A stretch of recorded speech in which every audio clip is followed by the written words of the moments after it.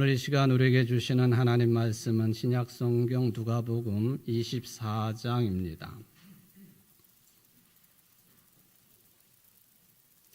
누가복음 24장 28절부터 35절까지 말씀을 봉독해 드리겠습니다.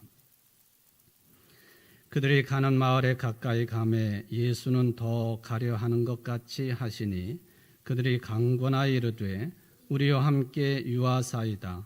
때가 저물어 가고 날이 이미 기울었나이다 하니 이에 그들과 함께 유하로 들어가시니라. 그들과 함께 음식 잡수실 때에 떡을 가지사 축사하시고 떼어 그들에게 주시니 그들의 눈이 밝아져 그인 줄 알아보더니 예수는 그들에게 보이지 아니하시는지라. 그들이 서로 말하되 길에서 우리에게 말씀하시고 우리에게 성경을 풀어주실 때에 우리 속에서 마음이 뜨겁지 아니하더냐 하고 곧 그때로 일어나 예루살렘에 돌아가 보니 11 제자 및 그들과 함께한 자들이 모여 있어 말하기를 주께서 과연 살아나시고 시몬에게 보이셨다 하는지라.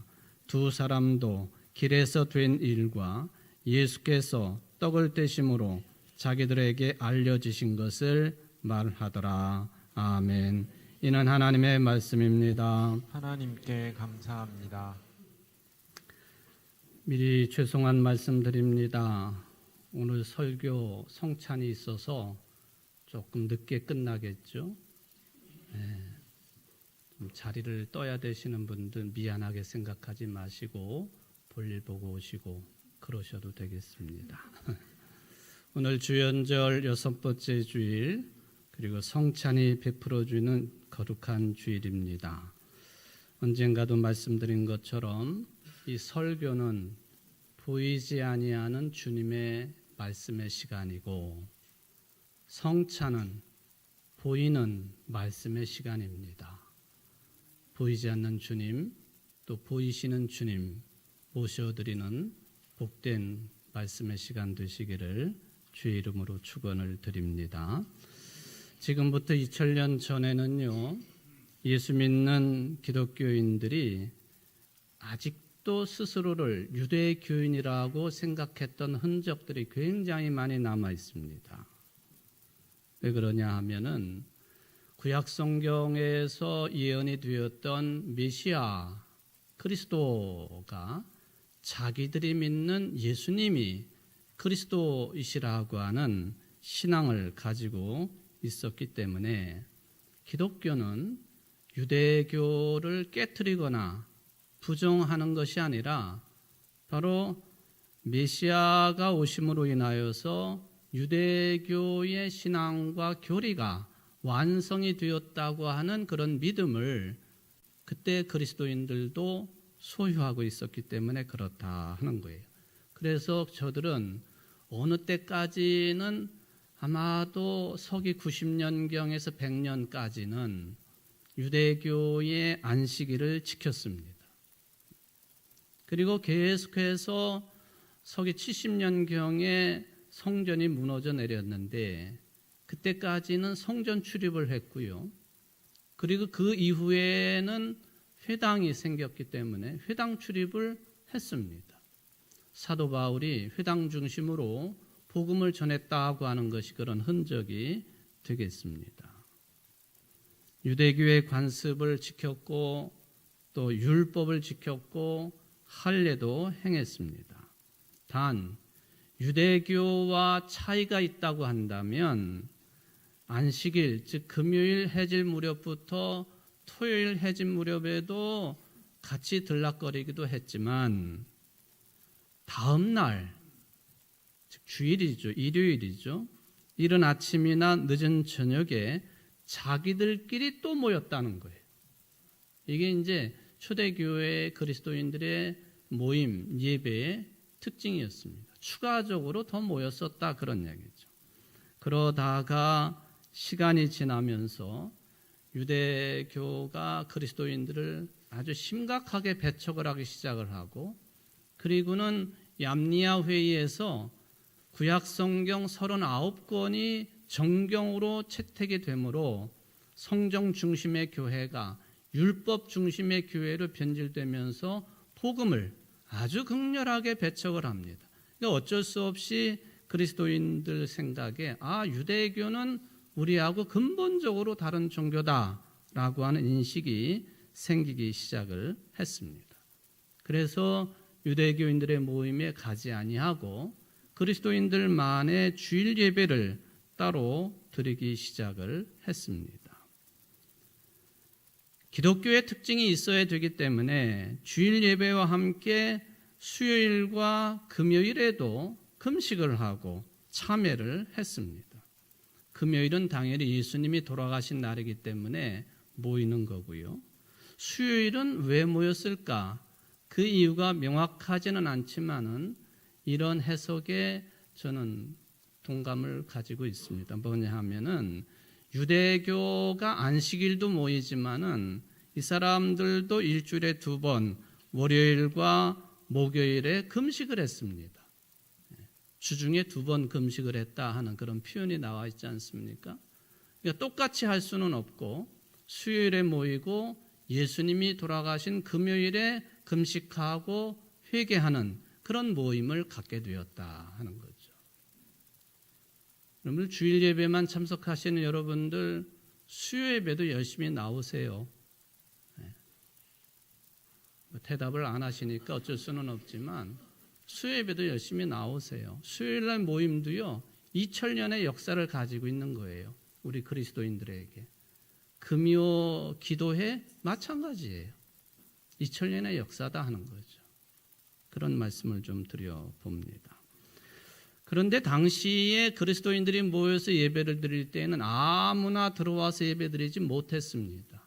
그거는 박해 시대였기 때문에 자칫 잘못하면 엉뚱한 사람들이 예배 시간에 들어와 가지고 예배를 방해 놓거나 또 예배 드리는 사람들을 밀고를 해 가지고 또 죽음에까지 이르도록 할 수 있기 때문에 예배 들어온 사람들을 검문하듯이 그렇게 절차를 거쳐 가지고 예배 자리에 들어오게 했다고 하는 그런 흔적이 남아 있습니다. 이게 이제 한 3세기, 4세기경 어떤 자료들에 보면은 그런 흔적이 남아 있습니다. 철저한 조치를 취하고 예배 현장에 들어오겠다 하는 그런 이야기입니다. 먼저는 가르치는 사람들 앞에 데리고 가가지고 왜 믿으려고 하느냐? 그 동기를 확인을 합니다. 박해 시대니까 당연히 그러겠죠. 신분을 파악을 했습니다. 신분을 파악하는 이유는 이 새로 믿으려고 하는 이 사람이 오늘 예배에 참여하는 이 사람의 직업이 뭐냐? 그거를 일단 확인을 하는 겁니다. 그래서 어떤 사람이 조각을 하는 사람이면은 당신 어떤 조각을 했습니까? 확인을 하고 신상을 만든다든지 우상을 만든다든지 그런 일에도 종사를 했으면 그거 포기하도록 요청을 했습니다. 요즘 같으면은 있을 수도 없는 일이죠. 우상 만드는 일을 포기하도록 하고 예배 자리에 들어오게 합니다. 또 이런 직업을 가진 사람들도 이제 권면해서 그런 직업을 바꾸도록 다른 직업을 가지도록 권면했다고 하는 그 대상되는 직업이 뭐였느냐 하면은 2000년 전이니까 이해하고 들으십시오. 배우, 탤런트들, 기사, 싸움을 주로 하는 투사들 또는 짐승을 잡는 사냥꾼들 그리고 우상 숭배할 때 그것을 집행을 하는 재관들 그리고 또 하나 포주들 내 직업을 완전히 그만두겠다고 하는 약속이 확인이 되면은 그때서야 말씀을 듣는 초신자들의 예배에 참석을 하도록 허용을 하고 그 다음 단계로 넘어가기 위한 일정한 기간을 보내도록 했다 하는 흔적입니다. 더욱이 세례를 받으려고 하는 세례 후보자들에게서는 철저하게 관리를 했습니다. 세례 받는 날의 준비 어느 시대보다도 철저했다는 거예요. 초신자로 좀 전에 말씀드린 것처럼 이런 과정을 거치고 말씀이 예전에 3년 동안 참석한 후에 그가 그리스도를 닮아가는지 또는 먼저 믿은 그리스도인들의 좋은 점들을 닮아가는 생활을 계속했는지를 인도자가 확인하고 회중들 앞에 증언을 해야 됩니다. 세례 받으려면은. 그리고는 세례 받기 전에 귀신을 쫓아내는 축귀식을 갖도록 했습니다. 그리고 세례 받는 날에는 당연히 몸을 정결하게 하고 여성인 경우에 매월 찾아오는 그 기간은 피하도록 하고, 그리고 세례 받은 후보자들은 세례 받기 전날 밤에 철야까지 하고 성경을 읽고 가르침을 받도록 했다 하는 거예요. 요즘에 이렇게 하고 세례 받으라고 그러면은 다 안 할 거예요. 철야하십시오. 성경 공부하십시오. 우리 교회야 4번에 걸친 세례자 공부를 실시하고 있기는 하지만 옛날에 비해서는 많이 약화가 된 거죠. 예배 시간에도 앉는 좌석이 구별이 됩니다. 성인 남녀가 따로 앉고 청소년들이 따로 앉고 어린아이들과 함께한 어머니들이 따로 앉고, 성경은 구약성경, 서신서, 복음서 3군데를 선택해서 읽고, 특히 복음서를 읽을 때는 어떻게 한다고요? 모두 다 일어서야 됐고, 지금도 이게 근거입니다. 그리고는 이제 성직자나 또는 말씀을 전하는 사람이 말씀을 전하고 또 안수받은 목사가 있어가지고 축복 기도가 끝난 다음에 그 다음에 이제 순서대로 예배 자리를 떠나게 되어 있습니다. 첫 번째, 학습인들이 예배 자리를 떠나고, 그 후에 세례 받을 사람들이 떠나고, 그 다음에 세례는 받았지만은 뭔가 좀 신앙생활에 일상생활에 흠결이 있어서 근신 중에 있는 사람들이 자리를 떠나고, 그리고는 나머지 세례 교인들만 남아가지고 성찬식을 베풀었다는 거죠. 오늘 우리가 성찬을 베풀겠지만 받은 분이나 안 받은 분이나 다 함께 성찬을 지켜보지 않습니까? 옛날에는 다 자리를 떠나고 성찬, 세례 받은 사람들만 참여를 했다. 이 세례와 성찬을 우리는 합쳐서 성례전이라고 부르는데, 이 성례를 받은 사람들, 베푼 사람들이 그게 유효하냐 하는 문제가 논쟁이 됐던 시기가 있었습니다. 예를 들면 뭐냐 하면은 그게 3, 4세기 경입니다만은 좀 이단 사상을 가진 그 목회자가 성례를 행했을 때 그게 유효한 거냐 하는 거예요. 또 하나, 도덕적이고 윤리적인 문제를 안고 있는 목회자가 성례를 베풀었을 때 그 성례가 또한 유효하냐 하는 이런 논란이 3, 4세기경에 심각했었습니다. 그렇지 않겠습니까?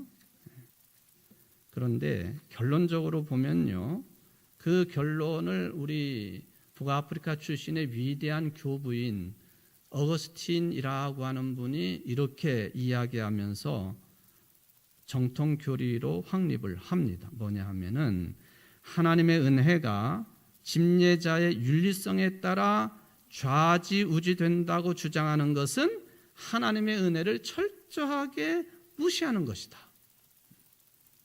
하나님은 사람의 윤리성을 뛰어넘어 역사하시는 분이시다. 성례, 즉 세례와 성찬이 의미가 있는 것은 어떤 특정한 사람이 집행해서가 아니라 하나님께서 그 사람을 통해서 성례를 행하시는 것이기 때문에 의미가 있는 것이다. 말하자면 여러분, 세례를 베푸는 것도요, 성찬식을 베푸는 것도 하나님께서 사람을 통해서 하신다는 거예요. 그 말은 어떤 뜻이냐면 하나님이 하시는 일이라 그런 뜻이에요. 성례를 행하시는 분은 사람이 아니다, 하나님이다. 이게 어거스틴의 신학 사상이었고 오늘날까지 몰려지고 있는 내용들이에요. 오늘 제가 목사로서 성찬을 집례를 합니다마는 저를 보지 마십시오. 하나님을 보십시오. 하나님이 하시는 일입니다. 아멘. 예, 그래야 은혜가 되는 거예요. 저 이건희 키도 조그맣고 몸도 약하고 말도 함부로 하고 저거 현찮아. 그런 생각하고 성찬을 받으면 은혜가 안 되는 거예요, 여러분. 하나님이 베풀어 주신다. 그런 이야기죠. 저는 이런 내용들 3세기경에 남아있는 흔적들인데요. 이런 과정들은 그만큼 성례가 소중하다 하는 기록으로 저는 받아들입니다. 또한 세례받은 교인들이 성찬식을 참여를 하는데 세례나 성찬이 생명과도 같은 일이다 하는 신앙 고백이라고 받아들입니다. 뿐만 아니라 세례받은 분들이 성찬에 참여하면 예수님처럼 나는 죽고 부활하는 것, 예수님을 그 몸과 피를 내 몸으로 모셔드림으로 예수님의 죽으심과 예수님의 부활에 하나가 되고 동참한다고 하는 신앙 고백이기 때문에 그만큼의 책임성이 필요한 것이고 세상 살아가는 세례교인으로서의 그런 훌륭한 인격과 삶의 태도가 필요하다고 하는 것을 확인하는 시간들이에요. 성찬을 아무 생각 없이 받는 것이 아니라 하는 것을 말씀을 드립니다. 오늘 본문에 보면은 바로 이 성찬을 떠올리게 하는 말씀들이 약간 들어 있습니다. 예수님이 제자들과 유월절의 최후의 만찬을 나누셨는데 그것을 느낄 수 있는 내용이에요. 나중에 이제 이런 내용들이 성찬 제정사로 정착이 되었는데 그 일을 하신 분이 누구냐 하면은 사도 바울입니다. 고린도 교인들에게 보낸 편지 고린도전서 11장 23절로 26절에 보면은 오늘 좀 이따가 성찬식 때도 들을 내용이지만 이런 말씀을 남겨놓았습니다. 새번역 성경입니다. 내가 여러분에게 전해준 것은 주님으로부터 받은 것입니다. 곧 주 예수께서 잡히시던 밤에 빵을 들어서 감사를 드리신 다음에 떼시고 말씀하셨습니다. 이것은 너희를 위하는 내 몸이다. 식후의 잔도 이와 같이 하시고서 말씀하셨습니다. 이 잔은 내 피로 세운 새 언약이다. 너희가 마실 때마다 이것을 향하여 나를 기억하여라. 그러므로 여러분이 이 빵을 먹고 이 잔을 마실 때마다 주님의 죽으심을 그가 오실 때까지 선포하는 것입니다. 유월절 마지막 만찬에 제정하신 예수님이 직접 제정하신 성찬 그것을 완성해 놓은 분이 사도 바울이고 오늘까지도 우리는 사도 바울이 정리해 놓은 이것을 성찬의 제정사로 사용을 하고 있다 하는 것이죠. 저는 오늘 말씀과 관련을 해서 예수님의 부활 이야기를 좀 해보려고 합니다. 복음서가 전하고 있는 예수님의 부활 이야기는 크게 두 흐름이 있어요. 하나는 예수님을 모셨던 무덤이 비었다는 거예요. 또 하나는 뭐냐? 부활하신 주님을 제자들이 만났다고 하는 것입니다. 누가복음에는 이 두 가지 내용이 다 나와 있어요. 그 중에 다른 복음서에는 없지만은 오늘 읽은 본문과 관련해서 생각을 해보면요. 이 엠마오 도상의 두 제자 이야기는 누가복음만의 내용입니다. 읽어보셔서 다 아시겠죠. 오늘 본문에 보면은 뽑은 12제자 가운데 포함되지 아니하는 두 제자가 예루살렘에서 그리 멀지 않은 엠마오로 가는 중이라고 하는 기록이 나와 있습니다. 그렇게 시작을 해요. 그리고는 둘이 이야기를 합니다. 며칠 전에 예루살렘에서 있었던 예수님의 십자가상의 죽음이라고 하는 그 일로 큰 충격을 받았다는 것이죠. 그래서 이제는 모든 게 다 끝났다. 다 포기하고 미련 없이 예루살렘을 떠나서 아마 고향으로 보여집니다마는 고향 엠마오로 돌아가는 중으로 추정이 됩니다. 예루살렘에서 엠마오까지 거리가 어느 정도 될까? 가까운 것 같습니다. 그런데 문건에 따라서 차이가 좀 있어요. 어떤 문건에 보면은 그 거리가 60 스타디온, 약 12km 정도 된다. 어떤 기록에 보면은 거기다 100을 더 붙여놔서 160 스타디온, 32km 정도 된다. 또 어떤 문건에 보면은 성인 남성이 그냥 천천히 걸어가지고 30분 거리 떨어진 곳이 예루살렘에서 엠마오 거리다 그렇게 이야기합니다. 이러나 저러나 가깝다 그런 이야기가 되겠습니다. 그런데 이런저런 충격받은 이야기를 하면서 가고 있는 그 두 사람에게 낯선 분이 끼어들었습니다. 그런데 이 둘이 눈이 가려져 가지고 이 끼어든 분이 누구인지를 알아보지를 못했습니다. 그리고는 이 세 사람 사이의 대화가 오늘 본문에 보면 본문 이전까지 이어진 거예요. 그리고 오늘 본문입니다. 어떤 내용의 대화였느냐? 선지자이신 예수님을 십자가에서 죽였다 하는데요. 우리는 그분을 이스라엘의 구원자로 믿었다 하는데요. 우리 모임 중에 어떤 여자들이 예수님을 모신 무덤에 갔지만은 시체는 못 보고 천사들만 보았고, 제자들이 다시 확인하러 무덤에 갔을 때도 마찬가지였다는 얘기를 나눈 거죠. 이 이야기를 듣고 예수님이 두 가지를 말씀하십니다. 왜 당신들은 선지자들의 말씀을 믿지 못하십니까? 그리스도는 죽음 다음에 영광에 들어갈 것입니다. 이 두 가지를 예수님이 저들에게 이야기를 했습니다. 중간에 끼어든 이분이 누구인지 눈이 가려져 가지고 전혀 누구인지 감을 잡지 못했습니다. 날이 저물었습니다. 두 사람이 무슨 마음을 가졌는지 예수님에게 같이 하룻밤을 묵자고 요청을 했습니다. 그러면서 저녁 식사를 했습니다. 그때에 아주 특별한 일이 생겼습니다. 오늘 본문 30절이에요. 그들과 함께 음식 잡수실 때에 떡을 가지사 축사하시고 떼어 그들에게 주셨다. 아주 특별한 말씀이고 그 내용입니다. 이게 우리들이 성찬 받을 때 들을 수 있는 내용의 일부 아닙니까? 저는 가끔 성찬을 받거나 베풀 때에 그런 생각을 하기도 했어요. 왜 꼭 주님의 몸을 상징하는 것으로 빵을 받아야 되느냐 하는 거죠. 빵. 물론 신약 성경 최후의 만찬에 유월절 최후의 만찬이었기 때문에 유월절의 식탁에는 반드시 누룩이 들어가지 아니한 무교병이 올라와 있어야 돼요.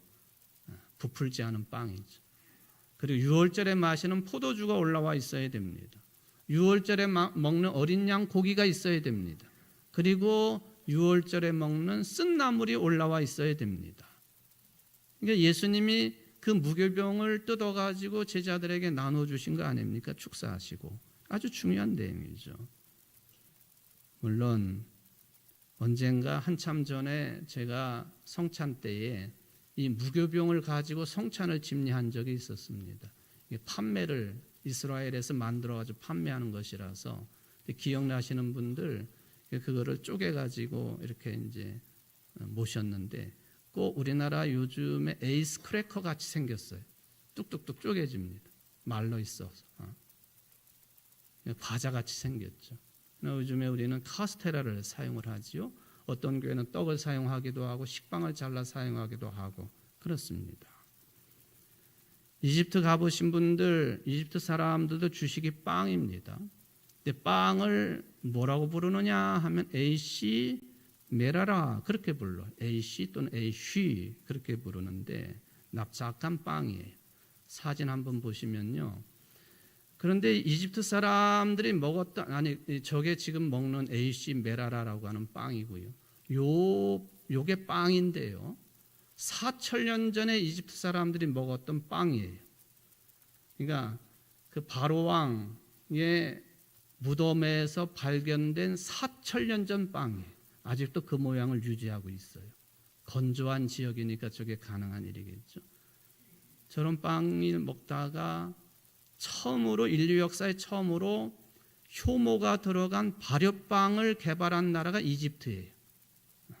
이집트 빵을 먹어보면 아주 폭신폭신하고 또 이렇게 부풀어 오른 빵이 뜨거웠다가 이렇게 가라앉는 모습을 볼 수가 있는데 다음 사진이 아까 본 저 A씨 그 빵이죠. 걸레빵이라고도 그래요. 왜냐하면 저거 가지고 식탁을 쭉 닦고 그걸 또 뜯어가지고 먹어요. 얼마나 맛있게요. 저 빵이. 예. 그런데 이 파라오의 무덤 가운데 보면 이런 사진도 있습니다. 뭐냐 하면은 빵을 만드는 과정을 아주 상세하게 묘사해 놓은 그런 벽화죠, 벽화. 저 벽화가 살아생전과 사후로 나뉘어져 있습니다. 근데 사후 세계에서도 빵을 만들어요. 왜? 빵은 뭐냐 하면은 에이시라고 하는 말이 생명이라는 말이거든요. 생명. 빵은 생명이에요. 요한복음 6장에 보면 예수님께서 나는 하늘에서 내려온 뭐라고? 생명의 떡이다, 빵이다. 빵 자체가 이집트 사람들에게는 생명이란 뜻이에요. 제가 이제 이런 말씀을 드리면서 오늘 말씀이 바로 이 빵의 축사를 하시고 아람 말로 에이쉬라는 게 빵인데 팔레스틴도 아랍 세계거든요. 그러니까 유대인들이 먹는 그 빵도 생명의 의미가 담겨 있는 거예요. 이 빵에 축사하시고 제자들에게 나눠주신 내용이에요. 얼마 전에 제가 서울에 가가지고 그 그림 전시회를 봤습니다. 두 사람의 화가인데 하나는 반 고흐였었고 또 한 사람이 카라바조라고 하는 살인까지 했고 쫓겨다녔던 사람이 그린 특별히 이 엠마오의 저녁 식사 그림을 그려놓은 게 있습니다. 한번 두 그림을 한번 보실 텐데요. 이거는 1601년 다른 거 보지 마시고 예수님의 얼굴을 한번 자세히 보십시오. 수염이 없어요.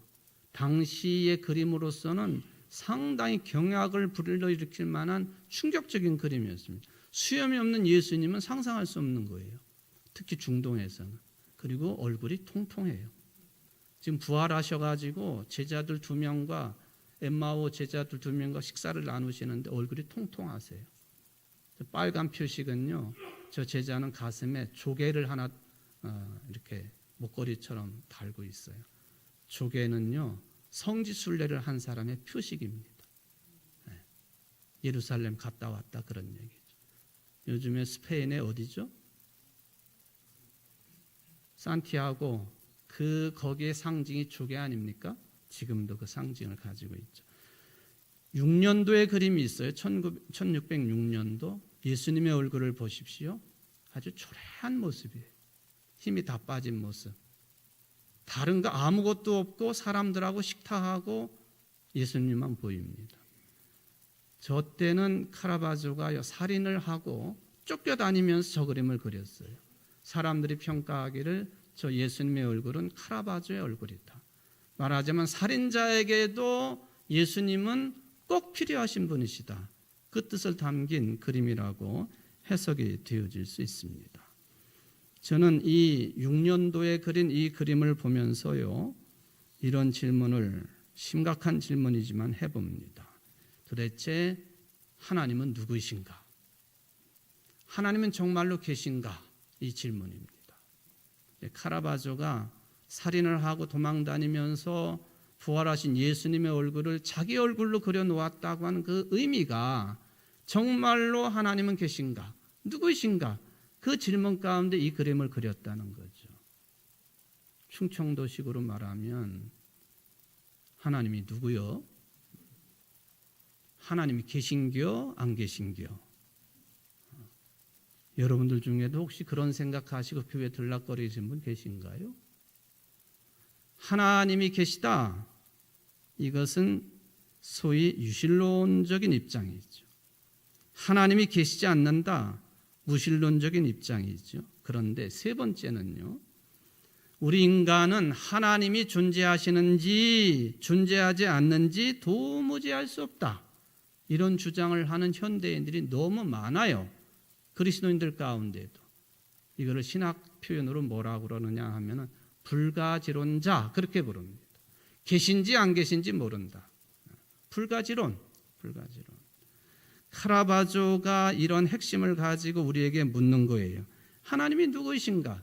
나 같은 살인자에게도 함께 하시는 하나님이신가? 그 질문을 저 그림을 통해서 던져주고 있다 하는 그 말씀이 되겠습니다. 그러면서 이 화가는 예수님과 두 제자가 지낸 시간 중에 한순간을 집중을 했습니다. 30절로 31절 말씀이죠. 그들과 함께 음식을 잡수실 때에 예수께서 빵을 들어서 축사하시고 떼어서 그들에게 주었다. 그때서야 그들의 눈이 열려서 예수를 알아보았다. 그러나 그 순간 예수께서는 그들에게서 사라졌다. 두 제자, 누가와 글로바라고 알려져 있는 두 제자의 눈이 열려가지고 예수님을 알아보는 순간을 포착한 그림이 저 엠마오의 저녁 식사 두 번째 그림, 첫 번째 그림이에요. 그런데 여러분, 그래서 두 제자가 화들짝 놀래가지고 이게 어디서 들어본 내용인가? 이게 제자들과 함께 최후의 만찬을 할 때에 하셨던 말씀 아닌가? 그거를 전해 들었던, 직접 들었던 두 제자는 그것을 듣고 깜짝 놀라고 아, 이분이 예수님이시구나 하는 순간 예수님은 사라졌어요. 부활이 뭔가? 도대체 예수님이 우리와 함께 하시는가, 하나님이 함께 하시는가? 헬라어 단어 하나를 생각해 보겠습니다. 에페르코마이라고 하는 단어입니다. 에페르코마이. 갑자기 임한다. 갑자기 덮친다. 또 하나 이 곁들여 생각해 보면 갑자기 사라진다. 이게 부활의 예수님의 모습이에요. 갑자기 길에서 두 분 사이에 끼어드신 주님, 부활하신 주님, 그리고는 축사하시고 빵을 떼어주시고 두 제자들의 눈이 밝아지는 순간에 사라지신 예수님, 그게 부활의 개념이에요. 이게 무슨 뜻이냐 하면요, 이 부활을 사람의 논리로 또는 어떠한 사상으로 그걸 표현한다고 하는 것은 극히 어려운 일이다 하는 거예요. 불교적인 용어로 즉시 깨닫는다는 뜻의 도노, 유레카에 들어가는 거죠. 새로운 차원의 깨달음에 들어가는 게 부활입니다. 일반적인 사건이 아니라는 것이죠. 그냥 겉으로 드러난 현상을 논리적으로 설명할 수 있는 게 부활이 아니라는 거예요. 마찬가지예요. 하나님이 누구이신가? 하나님이 살아계신가? 사람의 언어로 일반적인 눈에 보이는 현상을 논리적으로 설명할 수 있는 것으로 하나님을 온전히 설명할 수 있느냐? No, 아니에요. 그러니까 신앙의 신비입니다. 성찬을 받는 것도 신앙의 신비라, 그렇게 말씀을 드릴 수가 있겠습니다. 한 가지만 더, 어떻게 하면은 눈이 밝아질 수 있을까 하는 거예요. 오늘 본문의 두 제자들이 시력이 나빠가지고 예수님을 못 알아본 게 아니에요. 우리가 흔히 말하는 영안, 눈이 열리지 않았을 따름이에요. 그럼 어떻게 하면 눈이 열릴 수 있느냐? 성경과 관련된 내용이에요. 예수님이 보이지 않게 되자 두 사람이 이런 말을 합니다. 조금 전에 길에서 우리에게 말씀하시고 우리에게 성경을 풀어주실 때에 우리 속에서 마음이 뜨겁지 아니하더냐. 이게 초대교인들의 신앙 고백입니다. 무슨 말이냐 하면요, 모세의 율법과 선지자의 글과 시편의 말씀을 정확하게 받아들이게 되면 예수 그리스도에게 일어난 일이 무엇인지 깨닫게 된다는 이야기예요. 부활을 순식간에 깨달을 수 있지만은 부활의 개념을 정확하게 할 수 있으려면은 구약 성경에 예언된 말씀들을 정확하게 알아야 된다. 부자와 나사로 이야기에서도 그 내용이 나와 있어요. 오늘 본문 뒤에 보면은 11제자 부활 이야기가 나와요. 예수님께서 제자들과 함께 생선을 구워 먹은 뒤에 성경 이야기를 하셨습니다. 누가복음 24장 44절 46절이죠. 또 이르시되 내가 너희와 함께 있을 때 너희에게 말한 바 곧 모세의 율법과 선지자의 글과 시편에 나를 가리켜 기록된 것은 모든 것이 이루어져야 하리라 한 말이 이것이라 하시고 이에 그들의 마음을 열어 성경을 깨닫게 하시고 또 이르시되 이같이 그리스도가 고난을 받고 제3일에 죽은 자 가운데서 살아날 것이다. 여러분, 부활을 어떻게 믿겠습니까? 신비한 역사로 받아들여야 됨에도 불구하고 모세의 말씀과 예언자들의 말씀과 시편의 말씀을 통해서 부활은 확증이 되는 거예요.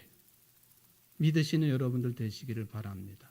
아직도 부활이 못 믿겨지십니까? 성경을 열심히 읽으세요. 성경을 열심히 읽으세요. 그래서 누가복음에 보면은 반복해서 모세와 선지자들의 글과 시편을 언급하는 이유가 거기에 있다.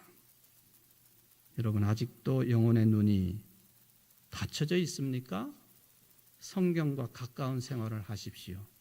하나님이 누구신지, 존재하시는지, 부활이 무엇인지 명확하게 들어올 것입니다. 그럴 때에 영혼의 눈이 뜨이는 거예요.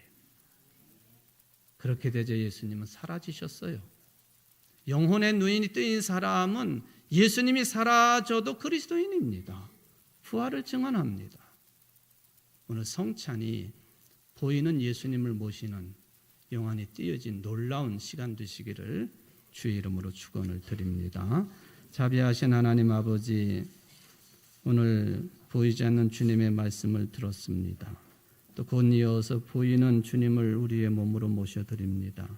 영안에 띄어진 우리 교인들이 되게 하시고 성숙한 신앙의 삶을 살아갈 수 있도록 복을 내리고 주옵소서.